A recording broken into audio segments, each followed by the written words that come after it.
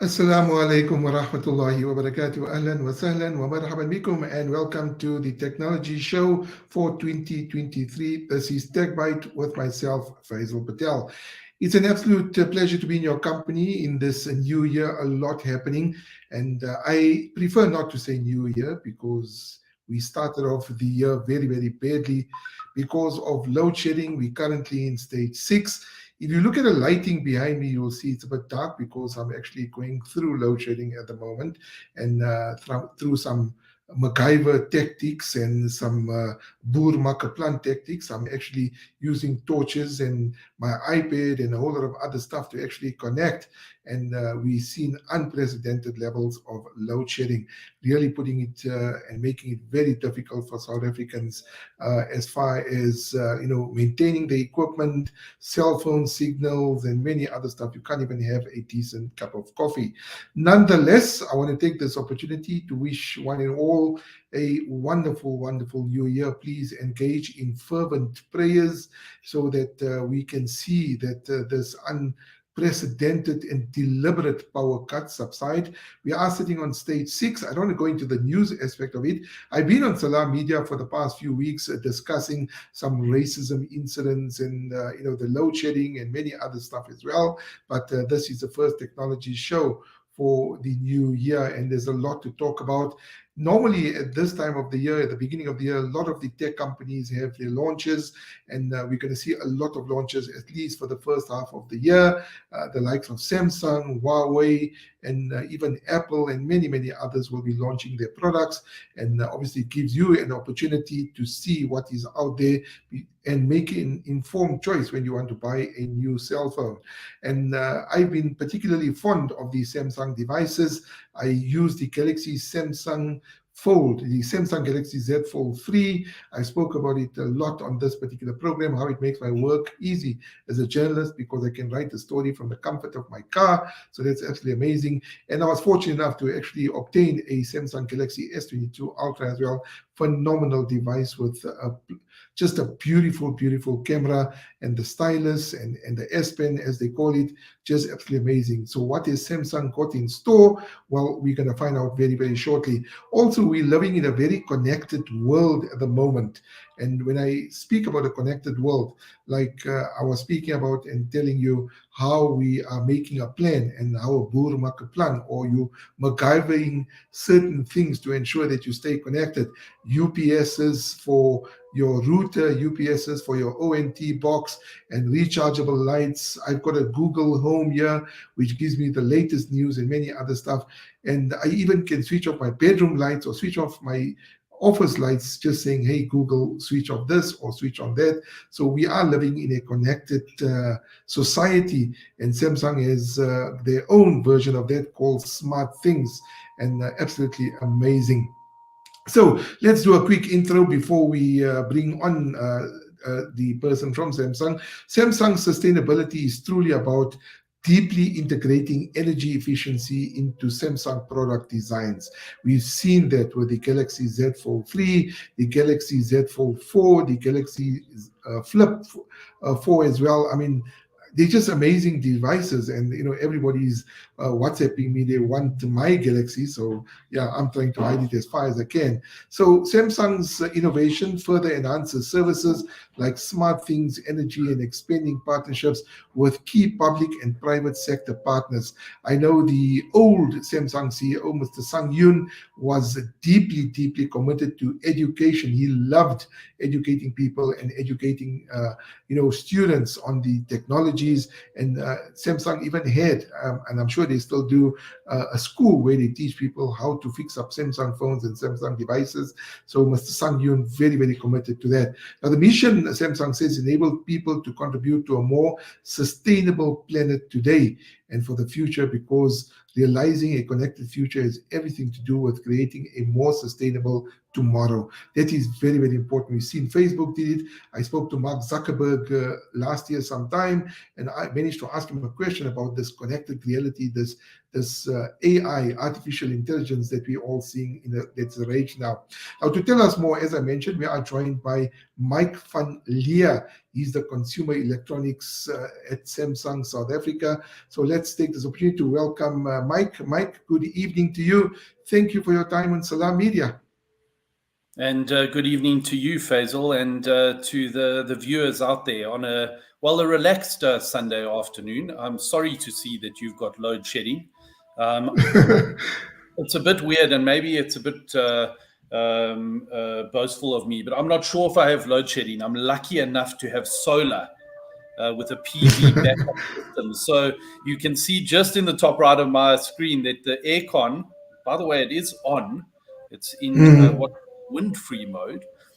So the fin is not open, but I'm able to enjoy that whilst we're going through load shedding. But I'm sorry through that, and many South Africans battling with it. I mean, albeit I have load shedding or a backup system, the rest of the country doesn't. So our economy suffers, and somehow we all suffer together. So important words that came out of that. Hopefully we can add to some of the energy saving through the discussion. Absolutely. I mean, there's a lot to discuss about, and load shedding is another story. I'm hoping to get some feedback from Eskom tomorrow when I do go in for my new shift, and hopefully we can see some sort of relief and reprieve from the load shedding. But coming on to Samsung, obviously another exciting year for you guys. We're going to come on to that on the latter part of the interview. We've just seen the Consumer Electronics Show finish up in Las Vegas. You guys made some wonderful announcements there, even scooping some awards at the Innovation Awards at the CES. Now, for those that don't know, the Consumer Electronics Show is basically what you're going to see in the latter part of this year, or new products that's been launched by tech companies. You're going to see them later this year, and probably a reality as well. By coming on to the first question, I think that's very important.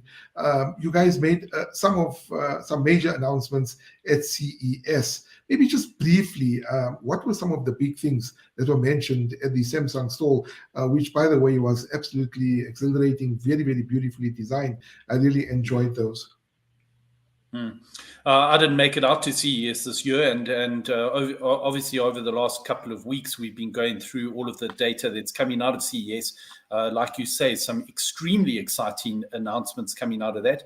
We really look at two shows, Faizel. Important to know that in September last year, we had IFA, which happens in Berlin. This is something that the South Africans go to more frequently. I guess simply because of the travel time and the time zone, etc. But following on from that, we have CES in January, and really exciting products that were announced there. But I think it becomes more than just product, frankly speaking. And I noticed that when I went to Germany last year, there were two overarching themes for me.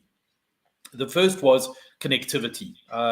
You've probably been highlighting connectivity for a long time, interoperable devices. I know in my career, even 20 years ago, we were talking about the connected home. And I think it's a bit more than just connectivity. And in Vegas, we spoke about bringing calm to the connected world. And I'll go into some details about our application called SmartThings. The second theme that I thought was pertinent and has come across strongly in Germany last year, but also in Vegas this year at CES, was that of sustainability. And yes, it revolves around the eco-consciousness of looking after our planet. It's the only one we have, of course, but it also speaks to energy saving. And I thought it was important because when I walked onto the stand in Germany last year, the first thing that I was met with was a SmartThings journey through a home. And the first one was a EV car, an electric car parked in a garage. And on top of the garage were a couple of solar panels connected to an inverter. I thought it quite strange because I thought this was only something that we suffered in South Africa, but clearly Europe and other parts of the world have their own energy crises. And we're speaking more about that. By the way, SmartThings was connected in Europe into this inverter system, means that it was analyzing the energy usage within this virtual home that they had set up on the stand. And I found that to be absolutely important. I guess sustainability really comes in, or at least savings or energy savings comes in two ways. One is to produce products and innovate products that save you energy. We've probably spoken about that before, but certainly we've been speaking about that a long time with Samsung's digital inverter technology that just simply uses less power. So you'll find up to 40% savings on a refrigerator or a washing machine or a tumble dryer for that matter. And in fact, you can find up to 70% savings on the air conditioners. These were typically energy-hungry devices, but with digital inverter technology, this has helped a lot. There are other sustainabilities that are coming through in the hardware. For instance, in the new bespoke washing machines, we have inserted filters that allow the filter to take out microplastics out of the washing cycle. We know that we're all trying to use all the big vendors are trying to use microplastics in their products, take it out of the sea, put it into their products. We're doing the same. But also we need to understand how we keep it out of the water system initially. And we've started to build things like microplastics. The other part of sustainability for me is really built into the software. And this, I guess, is where we start speaking about artificial intelligence. This can bring additional savings to you, up to 15% on refrigerators, 20% on air cons, and 35% on washers. That's over and above what the hardware does for it. So these products are becoming more and more efficient and something certainly to look out for. We did make the statement at CES that we wanted to become the most eco-conscious electronics brand in the world. And we hope to do that and become carbon neutral by the year 2030, which I thought was important statements. And you saw a lot of this coming out of the show and less of product, if you like, rather solution and how we can help consumers benefit from that. Now, Mike, I mean, obviously, I'm not sure you'll be able to elaborate on this. I normally speak to Justin about the mobility part of Samsung. I mean, Justin always making himself available. I've seen some reports that the S23 is leaked. Some pictures have been leaked. I'm sure maybe you are aware of that and you've seen the reports as well. Can we expect some innovation and exceptional innovation for the S23 that will be launched? I see that a lot of people are touting around February, towards the end of February, for the Galaxy Unpacked event. Well, firstly, I'm very glad that Justin makes himself available all the time. We're colleagues at Samsung, as you well know, and he looks after one side of the business and I look after the other. Often people say, what is consumer electronics? Because I look after that. And the best way of describing it is everything that's plugged in permanently. Fridges, washing machines, TVs, air conditioners, this type of thing. So easy for me, where Justin looks after all of the mobile devices. We have a very big launch happening on the 1st of February. That I do know because I'm very much at the office and people scurrying around preparing for that launch.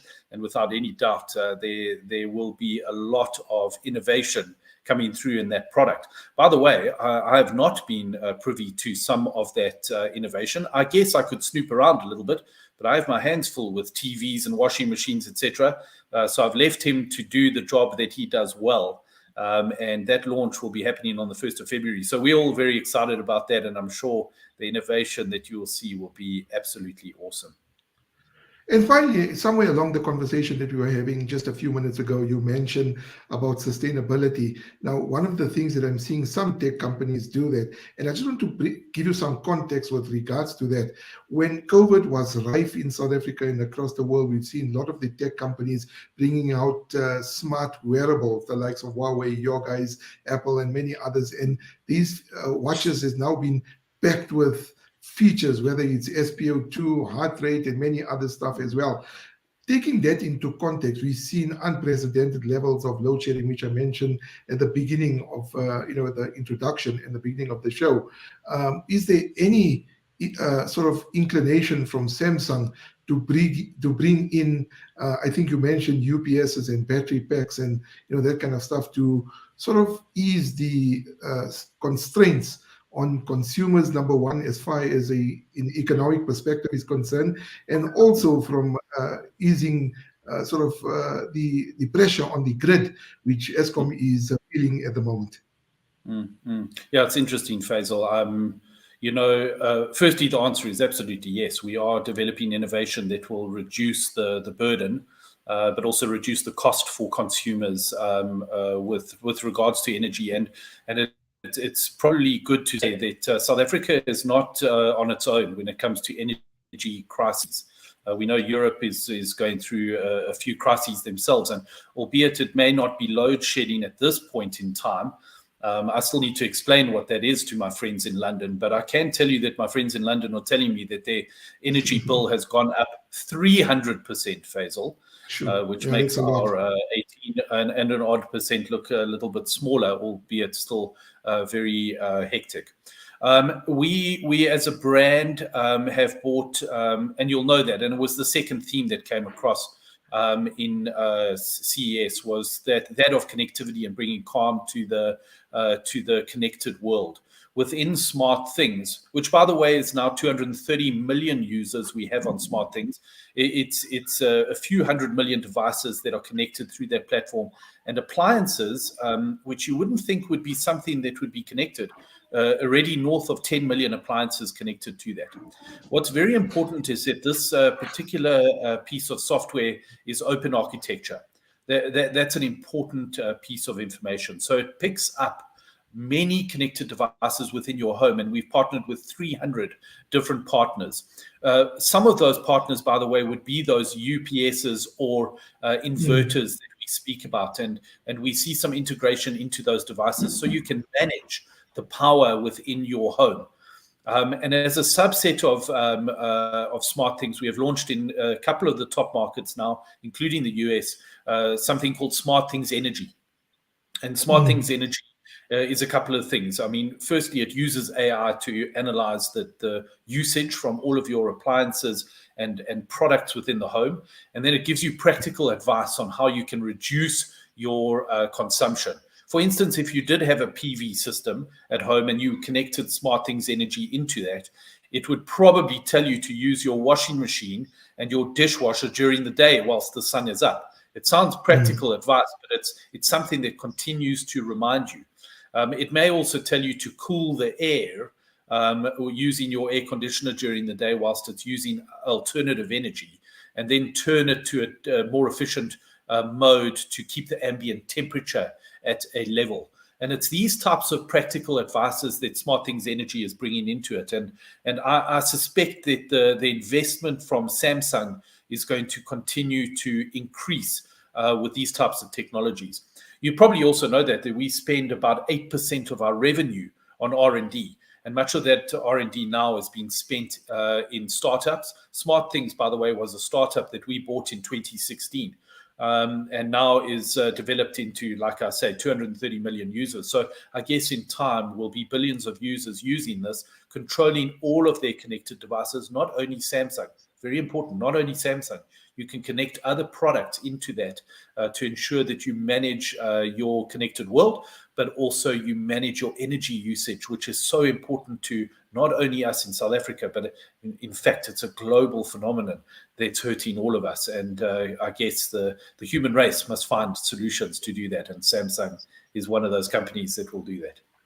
Absolutely, I agree with you 100%. And I've been to a few Samsung consumer launches, and one of the things I was mesmerized with was with regards to, you in a rush for work and you fill the washing machine with the clothes, but you forgot to switch it on, and you can actually use the SmartThings app to switch it on, or even switch on your air fryer, whatever the case may be. But Mike, I want to take this opportunity to say thank you so much for you availing yourself for us on this Sunday evening. And I'm sure there's a lot of exciting products that's still yet to come out, in South Africa from Samsung Consumer Electronics, particularly the TVs. I think they've taken huge and massive steps in the progress of technology and innovation. And I think it's just absolutely amazing. But from Salam Media, I want to take this opportunity and also wish Samsung a wonderful 2023 with a lot more innovation and a lot more success. From your lips to God's ears, Faizel, and I hope the power comes on soon. It can brighten up some of those awards there. I see you also received many awards, so well done to you. And by the way, well done on your Vodacom Journalist of the Year award that you received, I think, in November last year. So well done to you and to your team. Thank you so much. I really appreciate it, and we'll chat soon. God bless. Have a good evening. Cheers. Cheers. Bye-bye. And you. All right, that was Mike Lier. He's from Samsung South Africa, and he's from the consumer division from Samsung, where they talk about TVs and they talk about washing machines and aircons. He mentioned the wind-free aircon. Now, I've seen this aircon in action, absolutely amazing device, and he speaks about these SmartThings. Now, to put it very, very sort of basically and easy to understand, SmartThings is that you can connect to everything that you've got in your home and connect it via an app, or even tell your Samsung phone, hey, switch on the aircon, or switch on the microwave, or switch on the washing machine. I think that's absolutely amazing. I use that, especially when the power comes on late at night, and the office light is on. I can tell Google, hey, switch off the office light, or switch off the bedroom light, or whatever the case may be. But obviously, the year being so young, we just, I think, about 12 or 13 days into the new year, and there's a lot more still to come this year.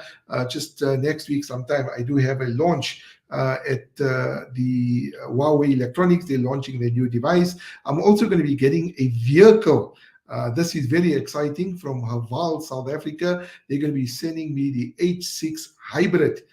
Now, this is something that I've been really looking forward to. So stay tuned to my Twitter handle, and also to all these other social media platforms, including Salam Media, where you're going to be speaking about this particular guy. It's an H6. It's a wonderful, wonderful brand. They're doing amazing things. The technology in these cars is just something that will blow you away completely.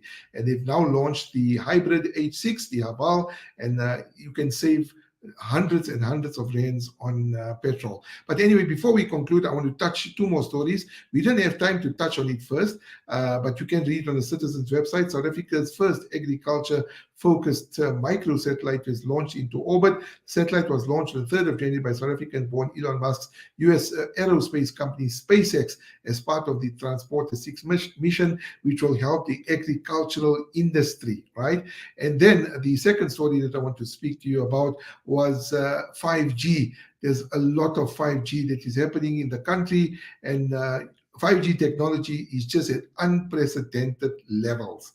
So if you haven't got a 5G phone, make sure you do get one, because a lot of the companies, especially the mobile service operators, have got spectrum which they won during an auction, I think the year before, and they will be rolling out some phenomenal services. Most of the first smartphones that are coming out right now are with 5G. You don't have to buy a 30 or 40,000 phone. A phone that costs about 6,000-7,000 is 5G enabled, and for you to take advantage of that 5G services, you need a 5G phone. So look forward to that one as well. And unfortunately, we've come to the end of this week's technology show, TechByte here on Salam Media. Remember, you can interact with me by sending me a tweet on it, Faizel Patel 143. You can get me on Facebook.com/Faizel Patel. I'm also on Instagram at Faizel Patel 143, and on YouTube at Faizel Patel 143 as well, where I do all the unboxings and on the reviews and many other stuff as well. My last video was of a Lego McLaren Formula 1 car. So I don't stick to technology only. It could be toys as well. Maybe you are a Lego fanatic and you like Lego and you love Lego. Well, check out this McLaren Formula 1 car. Absolutely amazing. And I want to conclude on this. We were very fortunate in South Africa this year, this week actually. If you haven't noticed and you haven't seen it, very, very fortunate indeed. Alhamdulillah, it has happened. We were graced with the presence of the Mecca Imam Sheikh Mahir Al-Mu'aykili. He was at the Masjid al-Salam Masjid in Lodium on Friday. I happened to be there for Jummah Salah, reading behind him. We only once get the opportunity to read behind him in the Haram. Imagine reading behind him here in South Africa in the local masjid. And he was at the Quran competition yesterday as well, where he led the Maghrib and Isha Salah. Now, if you missed any of those things, unfortunately, Sheikh has headed back to Makkah al-Mukarram from what I see on reports. He left this afternoon. But if you missed any of the live recordings or the live bayan or whatever it is, and you want to see him reading Salah, you can check out my Twitter handle. I posted some videos, and I've also written a story on the Citizen website. Absolutely amazing story, despite some criticism from some quarters. Sheikh Muaikli praised the warmth. Listen to this. Despite the criticism, Sheikh Muaikli praised the warmth of the South African people. I think absolutely amazing. That alone is an indication of how humble and a wonderful individual he is. That he is. May Allah subhanahu wa ta'ala bless him abundantly, and also thank all the authorities for bringing him to this country. Inshallah, hopefully we hope to see a lot more of these Islamic scholars in South Africa. I know a lot of you are waiting for Sheikh Shuraim and also Sheikh Sudais. Inshallah, with Allah's permission, inshallah, that will happen as well. So from myself and my engineer for this evening, Brother Sadiq, please do have a beautiful and productive week. Remember the Ummah in your du'as. There is some serious challenges at the moment. Load shedding, theft, criminality, so many others. People are ill, people are fighting with their parents. It is just absolutely unprecedented. It is only with the dua that Allah subhanahu wa ta'ala can make this happen and can make an ease on the Ummah. So I want to leave you with a dua which I always recite, which is very, very wonderful. You can use it. Allahu latifum bi ibadihi yarzuqu man yasha'u wal qawiyyul aziz. You can read this dua abundantly. May Allah subhanahu wa ta'ala bless you and your families and grant you infinite mercy and barakah, inshallah. From both of us and from all of us here at Salam Media, please do take care of yourself. Fi amanillah. Assalamu alaikum wa rahmatullahi.